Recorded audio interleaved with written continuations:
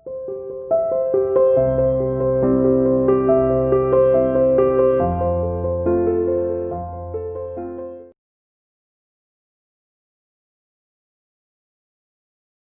एक बार फिर आप सभी का स्वागत और आशा करता हूं कि आप सब हेल्दी होंगे, स्वस्थ, हाईली मोटिवेटेड, एनर्जेटिक। अगर ऐसा है तो आज का हम चैप्टर शुरू करते हैं सोशल एंड पॉलिटिकल लाइफ के अंदर। ये अपनी बुक है पॉलिटिकल साइंस की, और इसमें हम पढ़ने वाले हैं चैप्टर 4 अंडरस्टैंडिंग लॉज के बारे में बात करेंगे। लॉ है क्या, आखिर देश के कानून के बारे में आज चर्चा होने वाली है। ठीक है, और मैं आशा करता हूं कि आप बहुत ही जो कह सकते हो कि उत्सुक होंगे इसके बारे में जानने के लिए। एक जानने की बहुत ज्यादा उत्सुकता आपके अंदर होनी चाहिए देश के कानून में। इतना तो बेटा आप जानते ही हो कि एक मैरिज, शादी करने के लिए एक लोअर एज होती है, कम से कम कितने साल लड़की की उम्र होनी चाहिए, लड़के की क्या उम्र होनी चाहिए। और इसी के साथ में आप ये भी जानते होंगे कि वोट डालने के लिए मिनिमम एज क्या है। मुझे आशा है आप जरूर मेरे को कमेंट करके मेरे मोबाइल नंबर पर ये बताने वाला हूं। ये तो हुआ छोटी बात, और भी आप कुछ सुनते रहते हो। देखो बेटा, जैसे हम गाड़ी में जा रहे होते हैं, बाइक के ऊपर, तो हेलमेट लगा के जाना जरूरी है। इसके बारे में भी एक कानून है, ट्रैफिक से रिलेटेड है। सीट बेल्ट, फोर व्हीलर में सीट बेल्ट का इस्तेमाल करना है। ये तो हो गए कॉमन लॉज, है ना, हर सिटीजन्स को जानना ही चाहिए इसके बारे में। फिर और डिटेल्स में जानेंगे हम लॉज के बारे में। अब ये जान लेते हैं कि ये जो लॉज है, कानून है, हमारे देश में जो आज जो लॉ है, क्या एंशिएंट इंडिया में भी इसी तरह से था? आज जो लॉ है वो सबके लिए इक्वली अप्लाई होता है। भारत देश का कोई भी नागरिक, चाहे राष्ट्रपति से लेकर एक आम पीपल, एक आम इंसान के लिए अगर कोई एक क्राइम, अपराध करते हैं तो उसके लिए जो प्रोसेस है सजा देने के, वो सभी के लिए बराबर है। और जो सजा दी जाएगी उस एक्ट में जो अपराध हुआ वो भी सभी के लिए बराबर सजा होगी, चाहे प्राइम मिनिस्टर की हो बात करें या फिर कोई एक आम सिटीजन्स की बात करें, कि कोई गवर्नमेंट का क्यों ना गवर्नमेंट सर्वेंट हो, कर्मचारी हो, सबके लिए बराबर है। तो क्या ऐसा पूरा एंशिएंट टाइम से हिस्टोरिकली क्या ऐसा ही चला रहा है? चलो बताइए आप। बेटा ऐसा नहीं था, ठीक है ना। अगर हम एंशिएंट इंडिया को देखें, उसके बारे में जानेंगे, तो आपको पता लगेगा ऐसा नहीं था। एंशिएंट इंडिया में these laws were arbitrary. Arbitrary का मतलब बेटा ये है कि ये भेदभावपूर्ण थे। रिच लोगों के लिए अलग थे और जो पुअर लोग हैं उनके लिए अलग थे। ये बात आपके देश की नहीं है बेटा, पूरे विश्व में। चाहे फ्रांस रिवॉल्यूशन, जो फ्रांस की क्रांति आई है, आप आगे 9th में पढ़ने वाले हो, उसका भी कारण यही था कि अलग अलग जो अमीरों के लिए कानून अलग, गरीब के लिए कानून अलग। आपके देश के अंदर भी जो शेड्यूल कास्ट हो गया, शेड्यूल ट्राइब हो गया, जो लोअर कास्ट है, उनको कास्ट के आधार पर, रिलीजन के आधार पर डिस्क्रिमिनेशन, भेदभाव किया जाता रहा है। ठीक है ना। ये एंशिएंट टाइम की बात कर रहा हूं बेटा, अभी की नहीं। अब किस पीरियड में ये चेंज हो गया, कब से बराबर देश के लिए ये कानून सबके लिए इक्वली अप्लाई होने लगा, ये भी जानना चाहेंगे आप। मैंने तो बता दिया आपको कि एंशिएंट टाइम में ऐसा था, लेकिन कब चेंजेस हुआ, तो इसके बारे में कुछ हिस्टोरियंस का कहना है कि अपने देश के अंदर जो कानून इक्वली एप्लीकेशन की जो बात है, वो ब्रिटिशर्स के जो पीरियड, जब कॉलोनियल शासन था, उसी पीरियड में ही ऐसा होने लगा था कि सभी के लिए जो है देश का कानून बराबर से अप्लाई होता था। लेकिन इसके बारे में भी डिस्प्यूट है, क्योंकि अगर आप देखोगे 1870 का जो सेडिशन लॉ है, कौन सा सेडिशन लॉ, देशद्रोह का, उसमें भी बेटा यही हुआ है। जो 1870 का जो एक्ट है, सेडिशन एक्ट है, उसके अंदर ये ब्रिटिशर्स की बात कर रहा हूं। जो लोग बोलते हैं कि ब्रिटिशर्स के पीरियड में हमारे देश में जो देश के अंदर जो कानून थे वो इक्वली अप्लीकेबल थे सभी के लिए, irrespective of the caste, sex, religion, place of birth, कोई अमीर हो गरीब हो सबके लिए बराबर था। लेकिन ऐसा है नहीं। आपके सामने एग्जाम्पल में बता रहा हूं, 1870 का जो सेडिशन एक्ट है वो इस बात को अप्रूव करता है कि बराबर नहीं था। अब क्या है सेडिशन एक्ट, उसके बारे में जानेंगे, फिर आगे बढ़ने वाले, ठीक है। 1870 का जो सेडिशन एक्ट है वो कहता है कि जो ब्रिटिश गवर्नमेंट है उस पीरियड की बात करें, कॉलोनियल इंडिया, जब भारत देश आजाद नहीं हुआ था, अगर उसके खिलाफ आपने आवाज उठाई है ना, प्रोटेस्ट किया, विरोध, आज आप कर सकते हो, सरकार का विरोध कर सकते हो, सरकार की क्रिटिसाइज कर सकते हो, उसके काम करने का तरीका आज इंडिपेंडेंट इंडिया में अगर आपको अच्छा नहीं लगता है, you have the liberty to protest और even you can criticise the government, बुराई कर सकते हो, है ना। लेकिन उस पीरियड में अगर आपने ये सब कुछ किया, प्रोटेस्ट किया, क्रिटिसाइज किया, तो आपके ऊपर 1870 का सेडिशन एक्ट लग जाएगा और उसमें आपको बगैर ट्रायल के, कोर्ट में ट्रायल नहीं होने वाली है, आपको ना आपका कोई वकील कर सकते हो, ठीक है ना आपकी बातें सुनी जाएंगी और सीधा का सीधा आपको अरेस्ट कर लिया जाएगा। That was the provision existed in India before the independence, यानी कि ब्रिटिशर्स पीरियड के अंदर ऐसा था। और उसी के साथ नेशनलिस्ट, जो हमारे देश के जो नेशनलिस्ट लीडर थे, जो राष्ट्रीय स्वतंत्रता के लिए जिन्होंने लड़ाई लड़ी, उन्होंने काफी इस दिशा में प्रयास किया कि भाई ये इक्वलिटी होनी चाहिए, before law everybody should be equal. और उनके प्रयास से, उनके एफर्ट से, उनके स्ट्रगल से आपके देश में, भारत देश के अंदर ब्रिटिशर्स पीरियड में ही धीरे धीरे कुछ लॉज में चेंजिंग आना शुरू हुआ। किसको क्रेडिट जाएगा? इंडियन नेशनलिस्ट को। और ऐसा भी पीरियड आया धीरे धीरे 19th सेंचुरी एंड ऑनवर्ड्स कि हमारे देश के अंदर हमारे देश के लॉयर्स जो है वकालत करने लगे और वो अपने देश के लोगों की इक्वलिटी के लिए, राइट टू इक्वलिटी, सबके साथ में बराबर समानता का व्यवहार हो, इसके लिए उन्होंने लड़ाई लड़ी कोर्ट में, अदालत में, उस पीरियड में ब्रिटिशर्स के शासन में। अब आप समझ गए होंगे कैसे ब्रिटिश एरा में या उससे पहले एंशिएंट टाइम में लॉज थे, डिस्क्रिमिनेटरी थे, आर्बिट्रेरी थे, भेदभाव होता था। और वक्त के साथ साथ देश के अंदर इवन आजादी के बाद की बात करें तो बहुत कुछ चेंजेस आया। आज के चैप्टर में हम बात करेंगे आजादी के बाद के बारे में बात करने वाले, राइट। अब इस चैप्टर में अंडरस्टैंडिंग लॉज में आज का हमारा जो इस इनफैक्ट जो टॉपिक होंगे, पूरे टॉपिक के बारे में एक बार चर्चा कर लेते हैं, कौन कौन से टॉपिक है, फिर जो टॉपिक है फर्स्ट वाले टॉपिक के ऊपर डिस्कशन कर लेते हैं, ऐसा ठीक रहेगा ना। ले सबसे पहला जो टॉपिक है इसमें रहेगा do laws apply to all, कि सभी के साथ में जो नियम है, कानून है, सबके लिए बराबर है। रूल ऑफ लॉ क्या है, रूल ऑफ लॉ क्या है, इसी के अंदर हम पढ़ने वाले हैं। Do law apply to all, इसमें हम पढ़ेंगे रूल ऑफ लॉ क्या है, how rule of law established in India, Bharat के अंदर रूल ऑफ लॉ को कैसे लागू किया गया। उसके बाद में नंबर 2 टॉपिक रहेगा how do new laws come about, कि जो नए लॉज है हमारे देश में कैसे आते हैं, उनका इवोल्यूशन कैसे हुआ है, कैसे बने हैं।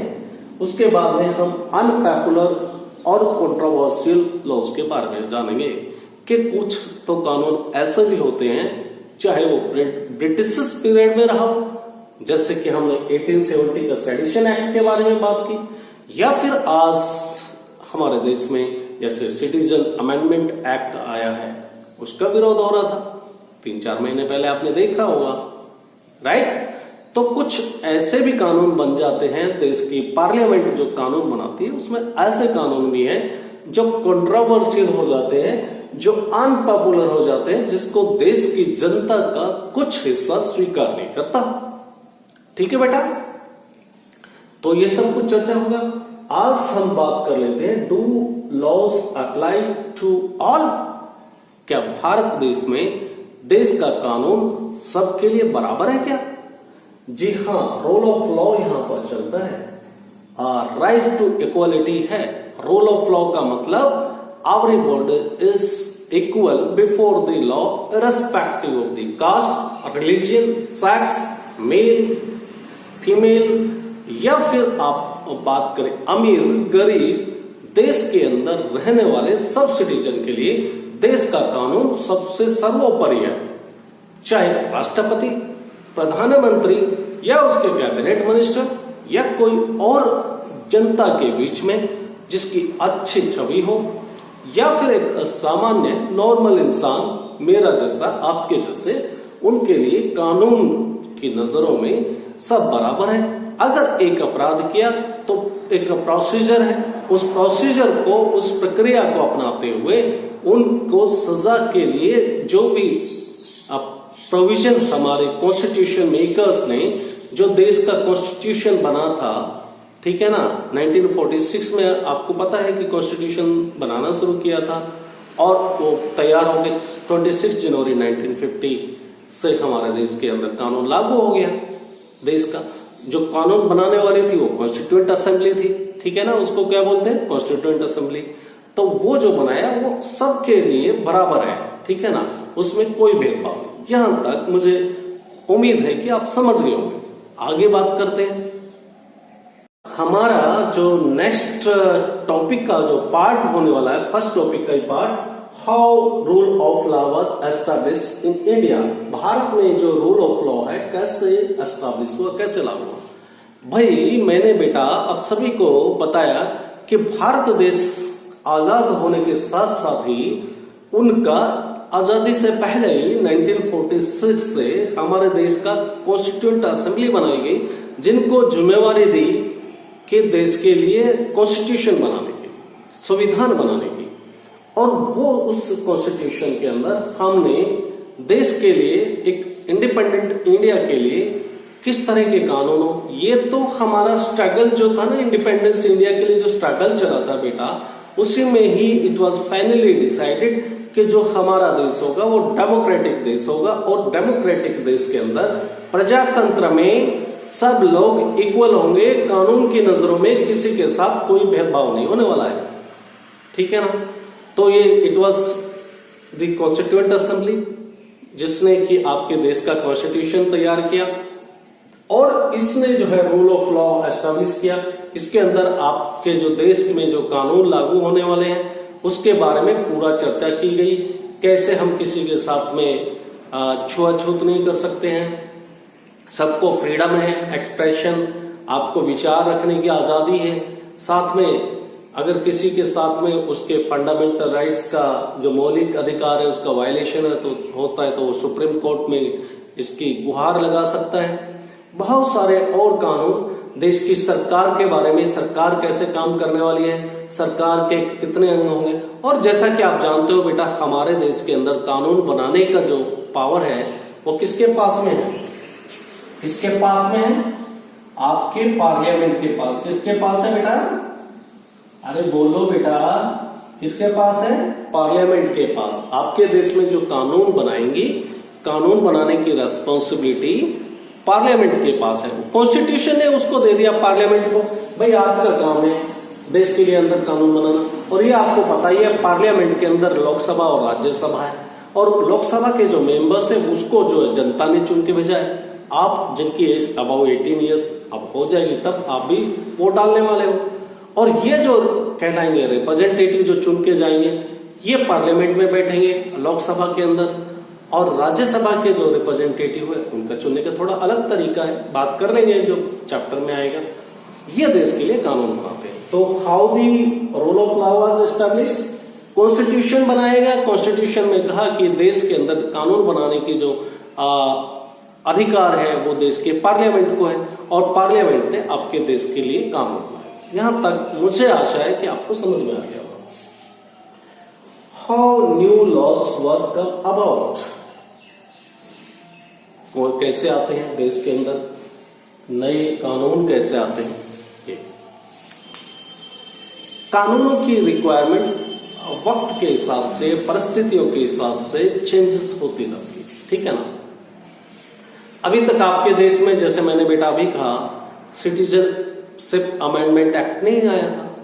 पहले हमारा नागरिकता कानून था, उसमें वक्त के हिसाब से हमें बदलाव करने की आवश्यकता लगी, तो हमने क्या किया, हमारे जो लोकसभा और राज्यसभा के अंदर दोनों जगह, पहले लोकसभा में इस बात के ऊपर विचार करती है, गवर्नमेंट की कैबिनेट मिनिस्टर्स विचार करते हैं और उसके बाद में कानून लेके आते हैं। ठीक है ना, कानून लेके आते हैं। वो कानून जो है, कानून उस टाइम नहीं बोलते हैं जब तक उसको जो राष्ट्रपति के साइन नहीं हो जाते, तब तक that will be called as a bill. तो बिल लेके आते हैं लोकसभा के अंदर। लोकसभा से जब सब लोग इसके ऊपर एग्री हो जाते हैं, most of the members of the parliament, Lok Sabha के सदस्य है, सांसद, फिर वो राज्यसभा में जाता है।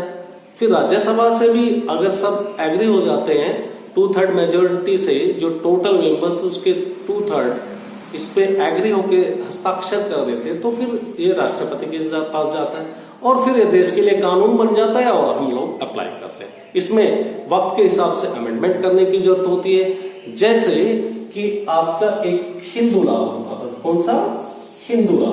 अब हिंदू लॉ क्या बोलता था, हिंदू सक्सेशन अमेंडमेंट एक्ट 2005। इससे पहले क्या था बेटा, Hindu succession act amendment act 2005 से पहले हमारे देश में जो संपत्ति है, परिवार की संपत्ति है, उसका अधिकार सिर्फ लड़के को दिया जाता था।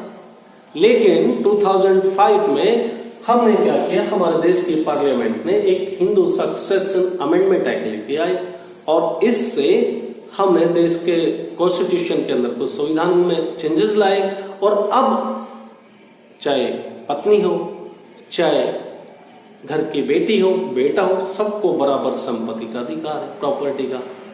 जो बाप की प्रॉपर्टी है, फादर की प्रॉपर्टी, उसमें सबको बराबर अधिकार दे दिया। तो इस तरह से देश के अंदर, कानून के अंदर बदलाव वक्त के हिसाब से आते रहे। मुझे आशा है कि यहां तक आपको कुछ डाउट नहीं होगा। अगर ऐसा है तो हम आगे चलते हैं, ठीक है। अब बेटा हम बात करते हैं, देखो हमने बात की कि do laws apply to all, सबके लिए बराबर से लागू होते हैं, ठीक है। और how do new laws come about, नए लॉज आते कैसे हैं। अब हम बात करते हैं sorry unpopular and controversial laws के बारे में, ठीक है। ये दोनों टॉपिक हमारे कवर हो गए। अब हम अनपॉपुलर और कंट्रोवर्शियल लॉज के बारे में बात करने वाले हैं बेटा, कि हमारे देश में ऐसा नहीं है कि जो हमने जो पार्लियामेंट अपना कानून बनाती है वो ठीक है, जो पार्लियामेंट ने कानून बनाया वो लीगली वैलिड हो सकता है, कॉन्स्टिट्यूशनली वैलिड है और वो उसकी लीगल वैल्यू है, हमको मानना पड़ेगा। लेकिन जरूरी नहीं कि वो पॉपुलर भी हो और लोगों के द्वारा एक्सेप्ट भी किया जाए। इट मे बी अनपॉपुलर और अनएक्सेप्टेबल, जो पीपल है उसको एक्सेप्ट ना करें। पार्लियामेंट का काम कानून बनाना है, दैट इज एक्सेप्टेबल। लेकिन बट कभी कभी ऐसा भी होता है कि आपके देश की पार्लियामेंट ऐसे कानून बनाती है, लीगली तो वैलिड है वो, ठीक है ना, कानून की नजरों में वैलिड है वो, लेकिन वो अनपॉपुलर है, वो अनएक्सेप्टेबल है जनता के लिए। आखिर डेमोक्रेटिक कंट्री है, कानून हमारी पार्लियामेंट को वो बनाना चाहिए जो जनता चाहे। तो कैसे लॉज हमारी पार्लियामेंट बना देती है और उसके अगेंस्ट में जो पीपल है, जो सिटीजन्स हैं, उनके पास में कौन कौन से तरीके हैं उनका विरोध करने का, क्या यह जो तरीके अपनाते हैं उससे क्या चेंजेस लाया जा सकता है क्या, यही सिर्फ हम बात करने वाले हैं कॉन्स्टिट्यूशन अनपॉपुलर और कंट्रोवर्शियल लॉज के बारे में बात करते हैं। देखो आप एक सिंपल एग्जांपल से समझते हैं। हॉकर्स जो रेहड़ी लगाते हैं रोड के बीच में, रोड के साइड में जो रेहड़ी लगा के बेचारे अपनी सब्जी, फल, फ्रूट्स बेचते हैं और आपको आवश्यकता है, पब्लिक उनके ऊपर हाईली डिपेंडेंट है। आप सब्जी लेने के लिए जाते हो तो आप भी तो वहीं से रोड के किनारे जो सब्जी की दुकानें हैं हॉकर्स, और उनके लिए वो लाइवलीहुड है, उनको पैसा कमाने का एक धंधा है, उसी के पीछे उसका काम चलता है। लेकिन दूसरी तरफ अगर देखें तो यही आप पेवमेंट्स पे जो है वो कहाँ लगाते हैं, पेवमेंट्स पैदल चलने की जो जगह है नागरिकों के लिए मार्केट में, उस पे लगाते हैं। तो अपने आप में जो म्यूनिसिपल का लॉ है उसके हिसाब से तो ये कानून ये जो इस्तेमाल कर रहे हैं हॉकर्स रेहड़ी वाले वो गलत है, लेकिन उनका लाइवलीहुड है वो कहाँ जाए, और आपको जो पब्लिक है उसको सस्ते रेट के ऊपर वो सब्जी देते हैं। तो जो कभी कभी लॉज जो होते हैं वो कॉन्स्टिट्यूशनली वैलिड हो सकते हैं, कानून की नजरों में लीगल है, लेकिन अनपॉपुलर हो जाते हैं, लोग उसको स्वीकार नहीं करते, एक्सेप्ट नहीं करते, एक्सेप्टेबल नहीं है, अनएक्सेप्टेबल है। तो ये बात समझ गए आपको। अब इस तरह के जो लॉज है तो पीपल्स के पास में क्या ऑप्शन बचते हैं, अगर हमारी पार्लियामेंट भी जो देश के कानून बनाती है अगर इस तरह के लॉज बना देती है बेटा, तो आप क्या करोगे, क्या क्या ऑप्शन जरा मेरे को कमेंट्स में बता दीजिए, ठीक है ना। मैं बताता हूं, उसके अलावा भी आपके पास में बहुत सारे ऑप्शंस हैं। करते हैं लोग, पार्लियामेंट कुछ कानून बना देती है तो हम कैसे लड़ सकते हैं, तो हमें क्या करना होगा, people might criticise the laws, hold public meetings होंगे, धरना होगा, प्रदर्शन होगा, और राइट इन न्यूज़पेपर के अंदर आर्टिकल्स, और रिपोर्टिंग होगी टीवी न्यूज चैनल्स के ऊपर, राइट, और वो लोग इसका पब्लिसिटी करेंगे। और इवन इस तरह से करने से हमारी सरकार के ऊपर एक प्रेशर बनता है, एक दबाव बनता है कि पब्लिक नहीं चाहती इस कानून को, और अगर सरकार के ऊपर दबाव बना, कई सारे ऐसे कानून होते हैं जिसकी जो पब्लिसिटी है न्यूज़पेपर के थ्रू, मीडिया के थ्रू, टीवी चैनल्स के थ्रू दूसरे इंटरनेशनल कम्युनिटी तक पहुंच जाती है। वो दूसरे देशों की तरफ से भी सरकार को बोला जाता है कि भाई आप क्या कर रहे हो, ये तो कानून आपके देश में स्वीकार ही नहीं, आप क्यों लगा रहे हो, वो एक अलग इश्यू हो गया। लेकिन इस तरह से हम प्रेशर बना सकते हैं, और बहुत सारे जो नंबर्स में अगर लोग ये फील करते हैं कि जो law has been pass by the parliament, वो जो लॉ है वो इतना अच्छा नहीं है, देश के पब्लिक को अच्छा नहीं लगता है, तो फिर हमारे रेस्पॉन्सिबिलिटी है, हमने ऐसा नहीं है कि हमारा यहीं पे काम खत्म हो गया, हमने देश के पार्लियामेंट के मेंबर्स है, लोकसभा के मेंबर चुन के बना दिए और वो अपनी मर्जी से करते हैं। हमारे काम है उनके ऊपर लगातार उनका चेक करते रहना कि किस तरह का काम करें। अगर आपको लगता है कि वो जो देश की भलाई के लिए कानून नहीं बना रहे हैं, ऐसे कानून बना रहे हैं जो हमारे अच्छे लिए है, या फिर आपके पास ये भी ऑप्शन है कि आप कोर्ट में जा सकते हैं, उसकी वैलिडिटी को कोर्ट में चैलेंज कर सकते हो। जो कोर्ट को कॉन्स्टिट्यूशन ने ऑथराइजेशन दिया है, हमारे देश के कॉन्स्टिट्यूशन ने, कि ऐसा कोई लॉ बनता है तो उसको आप जुडिशियली रिव्यू कर लीजिए, देख लीजिए। अगर आपको लगता है कि वो लॉ देश के लिए नहीं बनना चाहिए, तो पार्लियामेंट द्वारा बनाया गया वो कानून देश की आपकी न्यायपालिका जुडिशरी, आपके सुप्रीम कोर्ट को ये अधिकार है कि उसको रद्द कर देगी, वो देश में कानून लागू नहीं होगा। मुझे आशा है कि आप इस अंडरस्टैंडिंग ऑफ लॉज के पूरे चैप्टर को अच्छे से समझ पाएंगे। फिर दोबारा मुलाकात होगी नए टॉपिक के साथ, तब तक के लिए bye bye, stay home, stay safe, thank you.